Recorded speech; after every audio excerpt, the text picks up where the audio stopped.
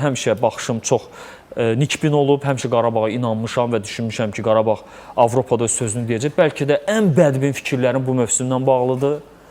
Və mən elə fikirləşirəm ki, Qurban Qurbanov indi problemləri görməsə, həqiqətin gözünün içə dik baxmasa, bu Avrokuboklarda Qarabağa çox çətin olacaq. Bu mənim gördüyüm ən sönük Qarabağdır.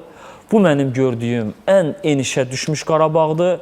Və bu heyətdə şəxsən mən cəmi 3 nəfəri deyə bilərəm ki, bu Kadi Borgesdir, bu Yankoviçdir, bir də Leandro Andradedir ki, bu 3 futbolçu bəli, hansısa bir səviyyə göstəricisidir.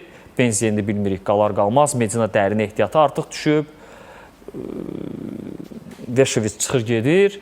Hücumda yəqin ki, bir təzə futbolçu gəlməlidir. Zubir son illərdə bilirik, qeyri-sabit oynayır artıq yaşından irəli gələrək. Yəni, heyət güclənməlidir. Heç olmasa 4-5 yaxşı futbolçu gəlməlidir.